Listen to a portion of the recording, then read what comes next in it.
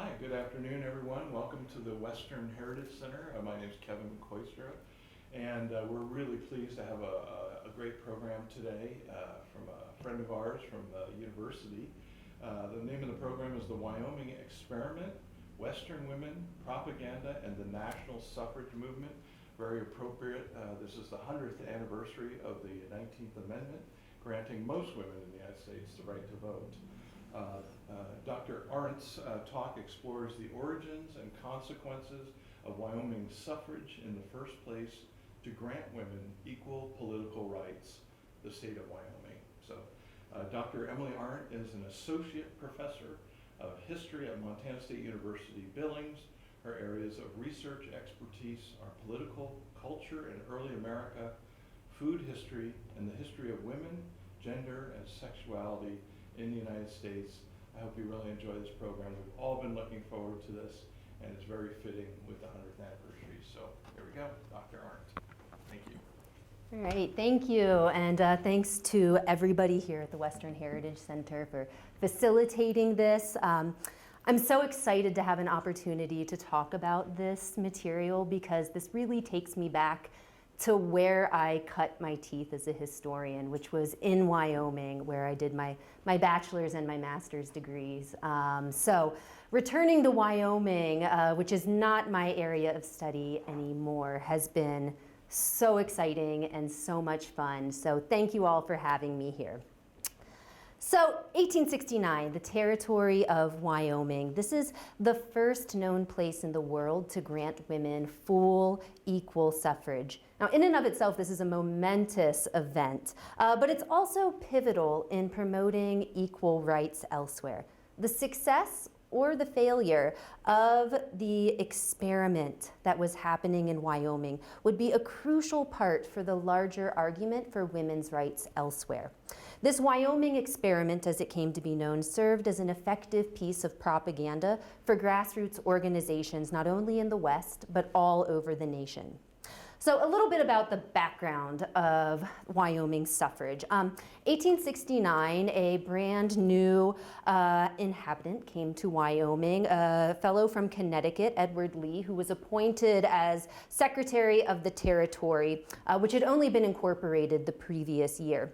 So he and his wife arrived. His wife had an active background in the women's suffrage movement back in Connecticut. And so they brought to the West with them this deep-seated egalitarian idea. And upon arrival, Lee was able to convince a member of the territorial legislature, a saloon keeper from South Pass City by the name of William Bright, to introduce a bill to grant suffrage to women in the territory. Ultimately, the suffrage bill passed, and Wyoming, of course, became the first place to grant women full suffrage. Now, historians have always questioned why Wyoming. And it turns out coming up with a good answer to this question is, well, it's complicated. So let me talk a little bit about the popular mythology that has emerged in large part thanks to this woman here. This is Grace Raymond Hebard. She was a professor of political science and history at my alma mater, the University of Wyoming. And unfortunately, she is single-handedly responsible for many of the patently false ideas about Wyoming's history that still linger with us today. So here's her story about why Wyoming. She claimed that the territorial governor, John Campbell, was swayed by a small but persuasive constituency. Any guesses? His wife. So she claimed that the governor's wife was very influential in him supporting and promoting this legislation and signing it into law. But she also argued that there was another active force behind this bill. And not Edward Lee, that Connecticut suffragist, as most historians today believe, but instead she thought that, the real moving force behind women's suffrage in Wyoming was this woman here. This is Esther Hobart Morris. the so-called mother of women's suffrage in Wyoming. She was born in New York, 1814, made a living as a hat maker. In 1869, she and her husband and their 3 children embarked for a new life in South Pass City, which was one of these, gold boom towns in Wyoming. She quickly established herself as a paragon of virtue, a very respectable member, a pillar of the community in this otherwise rough and tumble town.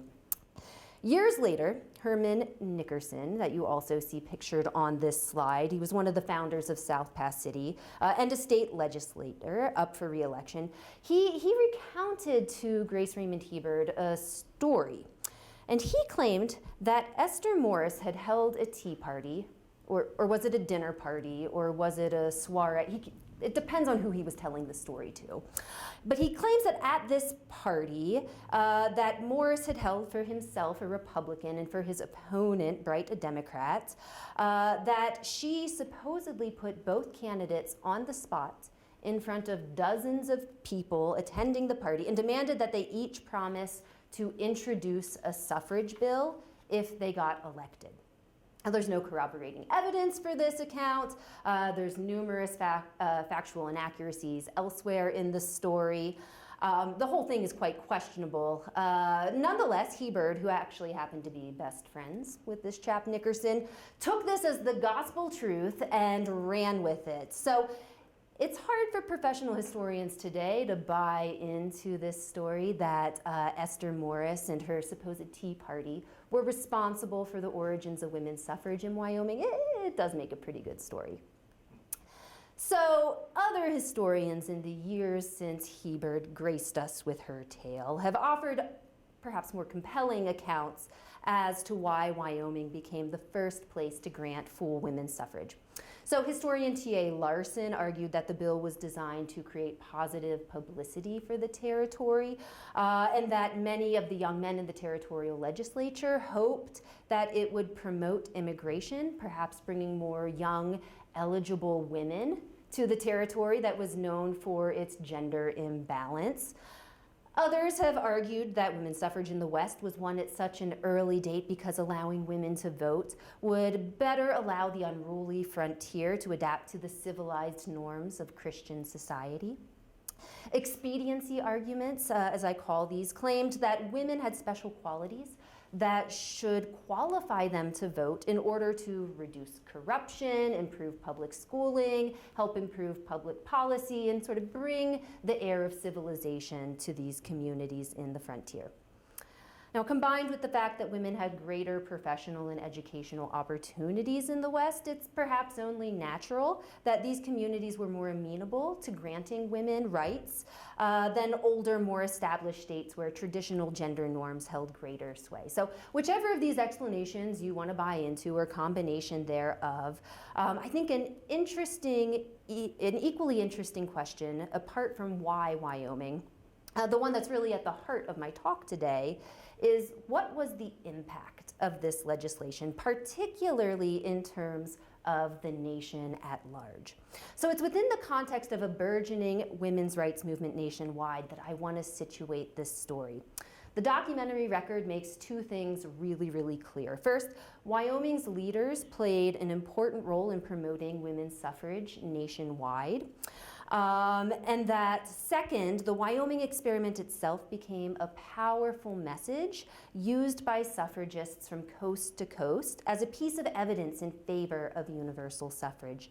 In the general press, in suffrage periodicals, diaries, letters, all of these sources, Wyoming's successful experiment became the linchpin piece of evidence that proved women could step up to the expectations of the most important civic duty, voting. Now, the nationwide suffrage movement had its roots in the middle of the 1800s. You may be familiar with the story of Seneca Falls, where women first came together to demand and organize for their rights. It was there in 1848 that they drafted the very famous Declaration of Sentiments that's very representative of the kinds of argumentation and language and rhetoric that women's rights activists would use for decades. So here we see, this is from the Declaration of Sentiments. We hold these truths to be self-evident, that all men and women are created equal, that they are endowed by their Creator with certain inalienable rights, that among these are life, liberty, and the pursuit of happiness. Now, this should sound a little bit familiar to everybody, right, with the critical addition of the word woman here. They go on in this vein. Now, in the view of this entire disenfranchisement of one half of the people of this country, we insist that we have immediate admission to all the rights and privileges which belong to them as citizens of the United States. So clearly, these kinds of arguments that the first generation of suffrage activists deployed were deeply rooted in political philosophy, moral philosophy, the history of republicanism, the founding history of the United States itself.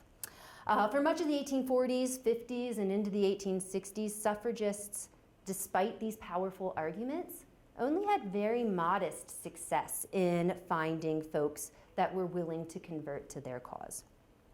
The movement seemed to gain steam a little bit during the Civil War era as Americans came to grapple with these big questions about equality and citizenship and suffrage, as African Americans were emancipated and incorporated into the polity. But eventually this actually created some tensions within the women's rights movement because the 15th Amendment, which ultimately granted African American men the right to vote, excluded women.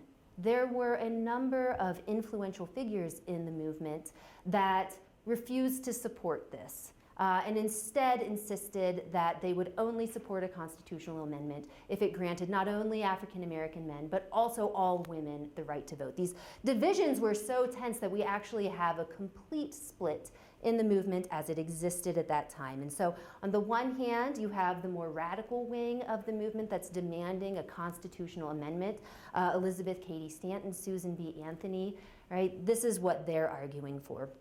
On the other hand, we have a separate organization that's formed by women like Julia Ward Howe, Lucy Stone pictured here, her husband Henry Blackwell, and they support the 15th Amendment. They support this idea that you have to deal with the rights of freedmen, and then you can come back to the question of women's rights. They also argue that rather than relying on, a big federal approach to the problem of women's suffrage, that maybe it was time to focus more locally at the state and territorial level.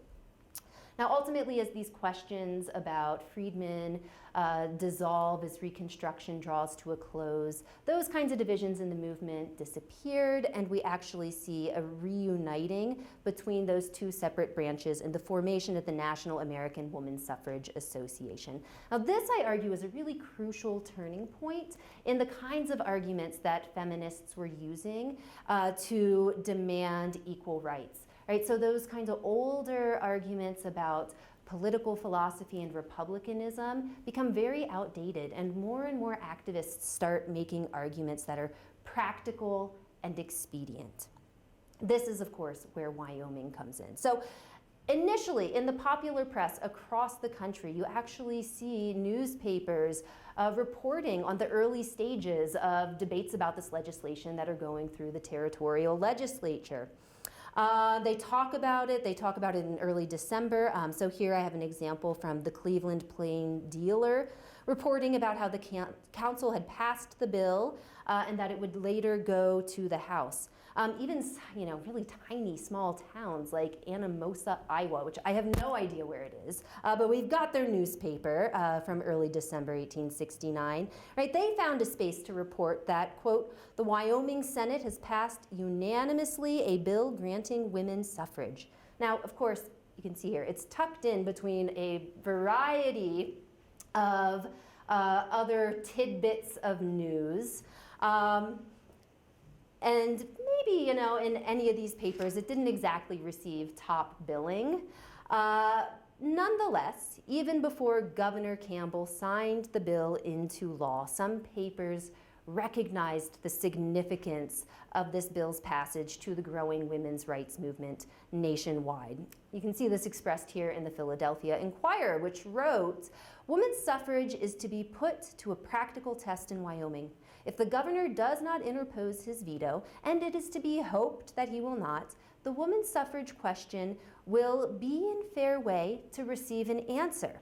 If all the good that the agitators insist must follow the enfranchisement of the fairer sex is realized in the territory, then the older states will be but too glad to follow the lead of progressive young Wyoming. Now, this is maybe the first and last time that anyone ever accused Wyoming of being progressive. But nonetheless, the Inquirer was right that those who remained undecided on the issue of female suffrage were, quote, waiting to see how the plan works in Wyoming. Now, while many were pretty positive in their reporting, others were rather more snide about what the law's outcomes might be. So this one from the Lake Village Times in New Hampshire joked that there are only 2 women in Wyoming territory, but the passage of this suffrage bill is expected to materially increase this number. Of course, there was also strong, serious opposition faced across the nation. So detractors existed on editorial boards of powerful newspapers. The popular New Orleans Times, for instance, reported that the Wyoming experiment will lead to beneficial results by proving definitively that women, because of their delicate and sensitive natures, were actually ill-suited to civic service. This fed into a whole slew of very sexist arguments about why women shouldn't vote that you can actually see in some of this propaganda that was distributed by the anti-suffrage movement. So this cartoon labeled Election Day depicts a woman dressed in somewhat masculine attire, leaving her poor husband at home with 2 squalling infants so that she can go vote. Right? It worried that there was going to be an inversion of gender norms, that society itself, the foundations of the family, would become topsy-turvy if women were granted the vote. This other image here is a pamphlet from the Anti-Woman Suffrage Association. And you can see some of the reasons here that they give that people should oppose women's suffrage because it means, my favorite one here is that men will be placed under the government of petticoat rule. Oh, yes. Hard to imagine for many folks, given the intensity with which they held these gendered ideals, how this could be positive in any way. Now, the opportunity to combat such pervasive and negative gender stereotypes wasn't lost on the feminists who wasted no time in drumming up support for their cause using Wyoming as an example. They understood that it was critical to show that Wyoming women maintained all of those desirable and delicate qualities of true womanhood while serving in the public sphere. So, a few examples here. H. Augusta White, in an 1871 article for the Phrenological Journal, cast the evidence from Wyoming in a social scientific light. He argued that the women of Wyoming have had the suffrage for some time, yet they have not become demoralized, nor have they lost the respect of their friends. Suffragists had to show that women could be voters and wives and mothers, as seen in this pro-suffrage cartoon here. Edward Lee, that Connecticut suffragist, the territorial secretary who had initially supported the introduction of the legislation, expressed his personal opinion to assuage the concerns of men who feared that women would lose their femininity as they gained suffrage. He wrote, "Women's political equality in Wyoming, after an existence of 2 years, has demonstrated the following facts. Her domestic qualities have in no sense deteriorated because of the performance of a share of public duty. She has lost none of those womanly, wifely qualities that for all time have rendered the sex illustrious." As the delightful Virginia DeYoung of South Carolina pointed out in an address published in a popular magazine in the 1890s, if voting unsexes women, then why are not those of Wyoming changed into men? Even in early 19, the year that Congress finally took up and passed the 19th Amendment, suffrage activists used Wyoming's women to highlight the continued maternal instinct of voting women. So this article, illustrated here, is titled "The Hand That Rocked a Cradle, One First Vote for American Women." It emphasized that both Esther Morris and Louisa Grandma Swain, the woman who first cast a ballot in Laramie, were both pious, loving, feminine mothers. In fact, the evidence from Wyoming allowed suffrage activists to not only dispel unflattering myths about what the vote might do to women, but offered opportunities to bolster new kinds of expediency arguments that women's rights activists have been developing in recent years. So think about this. Not only did suffragists have to convince men in positions of power, powerful political lobbies, but they also had to convince their fellow women who were still, by and large, unconvinced that they should support equal voting rights. So these new lines of argumentation tried to appeal to these women who embraced traditional gender roles by linking female propriety and the elective franchise and civic improvement.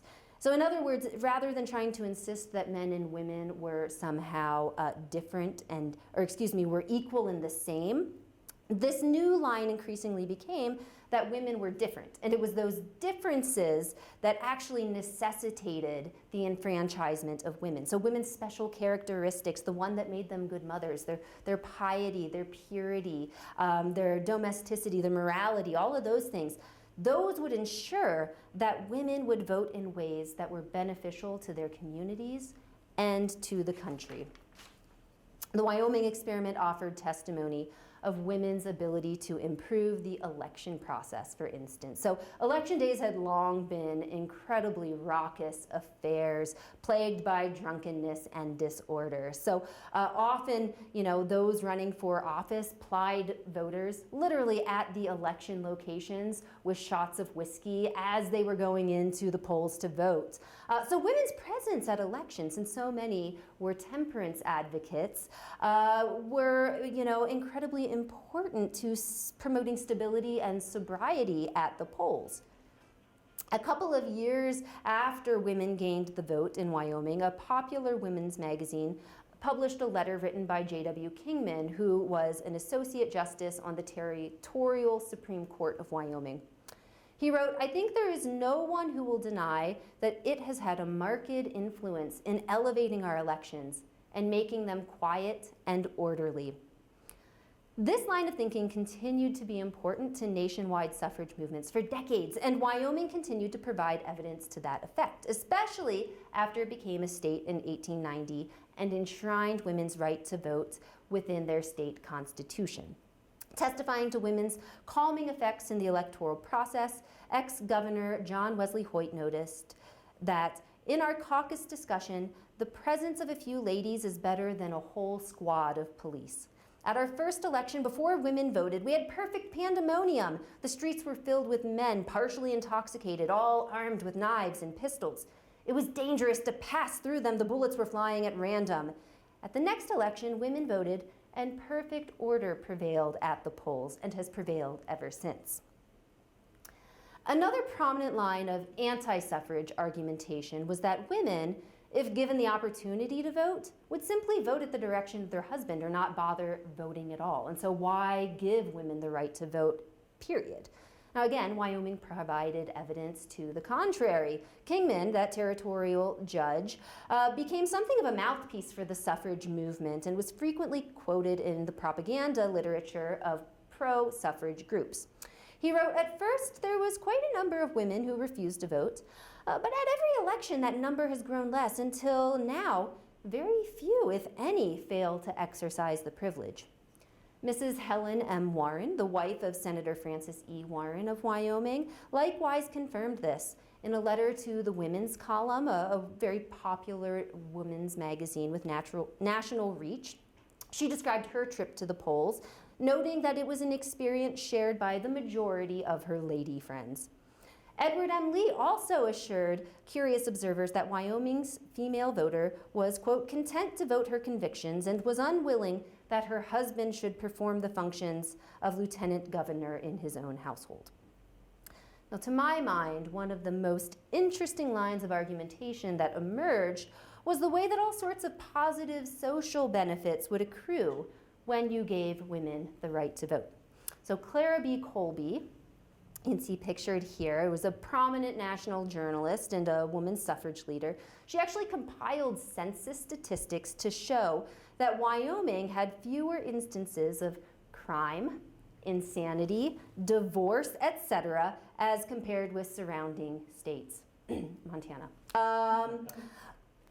She linked this directly to women's enfranchisement in the state because women's presence in electoral politics ensured the election of candidates with the highest character, candidates who would support public policy that was beneficial to the communities, and that ultimately this would all come together to ensure a stable and orderly society.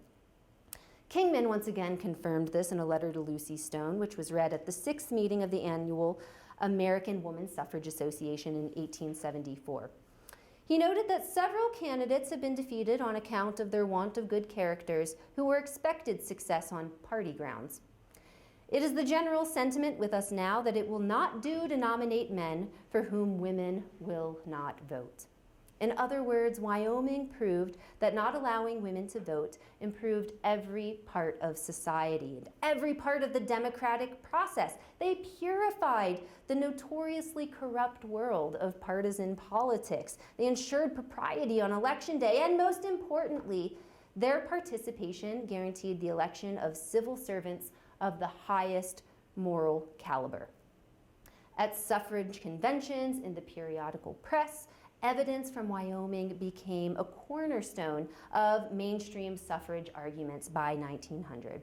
Now, of course, as I was revisiting this topic, I had not really looked at much evidence on how Wyoming's neighbors to the north, Montana, might have thought about this new legislation and women's enfranchisement in Wyoming. So I had to take a look before giving this presentation. So a review of newspaper literature from the time reveals, understandably, some pretty mixed opinions on the topic. First one I found to mention Wyoming's suffrage legislation was The New Northwest, published in Deer Lodge in 1872. It noted that the enfranchisement of women had created significant shifts in politics, but that it had wrought no advantage to the morals of the people. But a year later, as you can see in this excerpt I just pulled up, they actually changed their mind and said that women's suffrage in Wyoming has resulted in the closing of drinking saloons. There's not a bar room in Laramie, neither is there a blackleg nor a house of prostitution. Now, okay, so as an aside, no offense to Deer Lodge, but this is very shoddy reporting. So I spent a long time living in Laramie, Wyoming, and I could not imagine a single day in the history of that town that there were not multiple bars operating, despite what this paper said. So I had to go and actually do a little bit of research down the rabbit hole on this. So I found this ad for Bath and Brothers Bar, published in the Laramie Daily Independent the very same day that the Northwest made this preposterous claim. But, it doesn't really matter that they were wrong in their reporting and that there were still bars and probably brothels operating in Laramie. There was the perception that the enfranchisement of women had created this morally beneficent situation.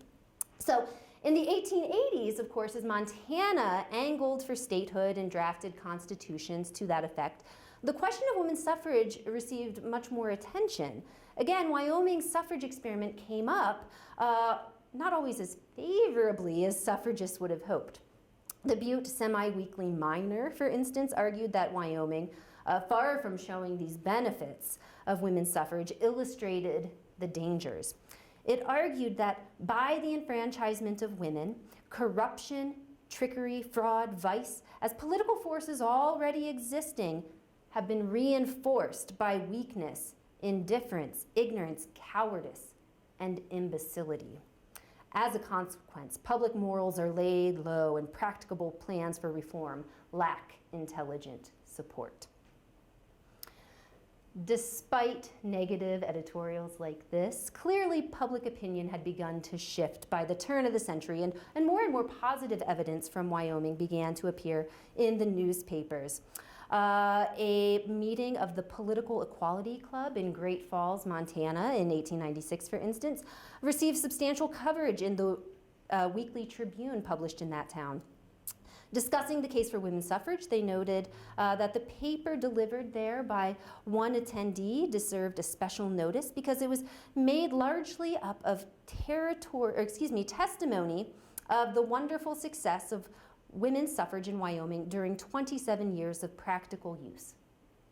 Repeating that oft-used phrase, they noted that an ounce of experiment is worth a ton of theory. When the Montana State Legislature took up the suffrage question in 1911, Jeanette Rankin famously spoke to the assembled members. She noted the significance of Wyoming's place in the march of suffrage across the West. Women were given equal suffrage in Wyoming in 1869. They were given the ballot in Colorado in 1893, 24 years later, after that state had been watching with interest its effects in Wyoming. Utah was next, and then from that state, women's suffrage spread to Idaho, then Washington. Geographically, Montana is the next state to give suffrage to women. Excuse me. For it is more nearly surrounded with states in which women vote than any other in the Union.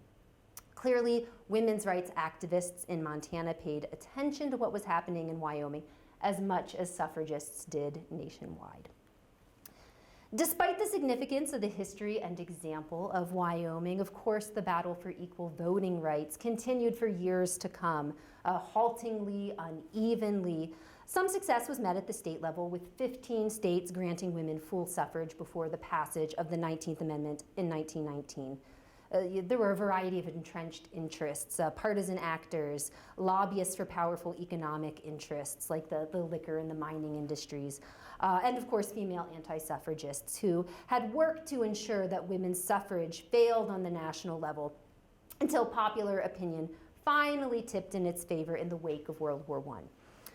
Throughout those 40 years since Wyoming had first enfranchised suffrage in its territorial organization, other grassroots movements across the country had sprung up and argued for suffrage based on political and moral philosophy, turned to a different approach, right? Refining their tactics to address these arguments of expediency, suffragists realized that Wyoming could play a pivotal role in the campaign for equal voting rights.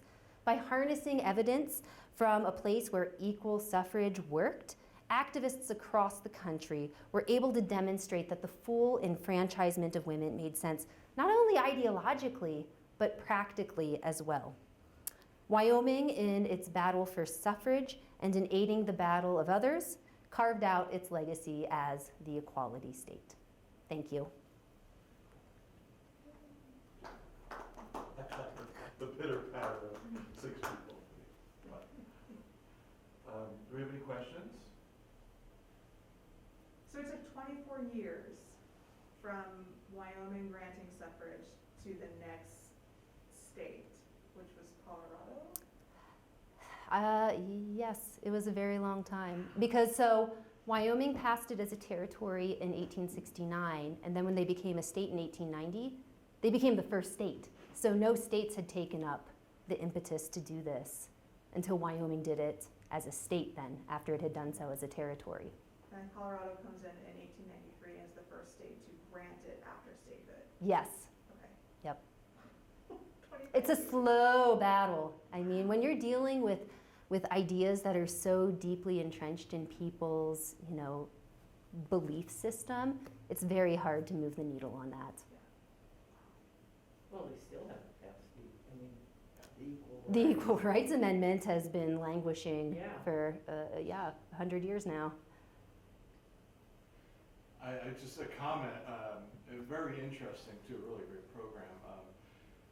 It seems like a lot of the same arguments are made when something new is proposed that has a lot to do with power. So I think of like the immigrants in 19-teens, they were saying immigrants are a danger because they're all going to vote the way the company votes. And even this, equal but separate kind of notion, African Americans trying to empower themselves almost had to placate people to say, no, we still want our separation. We just want equal rights. You're seeing some of the same thing in the women's movement. Oh, absolutely. And I think that whole line of argumentation draws from a much earlier time period. I mean, you can go back to anti-immigrant sentiment sort of anti-Irish Catholic rhetoric that comes out in the 1840s. And, you know, the sort of Anglo-waspy argument is, well, they're just going to vote how the Pope tells them, right? So I think there's a lot of those Well, arguments and about The unsuitability. play of power uses fear as a tool. Yeah. Yes, I think that's absolutely true. No But- questions online. When did the fear, when was the fear of women voting? When was that overcome? I think I am going to keep my mouth shut on that one because I think there's a snappy, snarky answer to be delivered there. Anyway, any other questions or comments? No, anyway, thank you so much. No, thank Appreciate you. being Thank here. you. I don't know, we have another program next month. Should I jump in front of the camera and say something? Okay. Sorry, I'll move my big head in the screen here. Do I have to? Anyway, we have one more program. I want to thank all of our speakers this year. We've had a wonderful array of professional researchers and historians come in to give up their time and their talents. And we are deeply appreciative of everybody, especially in light of you know, the changing ways we've had to deliver the information and stuff. So we have one more program coming up. That's, again, we're going to stream Facebook Live. And that's our own Western Heritage Center community historian, Lauren Hunley, will be presenting a program on December 17 called Up in Smoke, Lucian Smith and the Billings Fire Department, which should be really good. She has a family, I think her father is a firefighter, so there's a little research bias there, but it's going to be a great program. And, you know, we had a couple programs this year that were canceled. Mary Jane Bradbury was coming in to do a speaker program on, you're going to tell? Jeanette Rankin. On Jeanette Rankin, thank you. And then we also had the photographer Barbara Van Cleve, who was going to do a program on her ranch women photography. It actually has worked out well. We're actually going to have an exhibit of her photography next year and have her as a speaker for next year. So Lauren's in charge of all the programs next year. If you know somebody who's an outstanding speaker who has a passion for history, let us know, and we'll see what we can do. So anyway, thank you again, Dr. Arendt. Really appreciate your efforts. It was really interesting. And thank you again out there in the internet.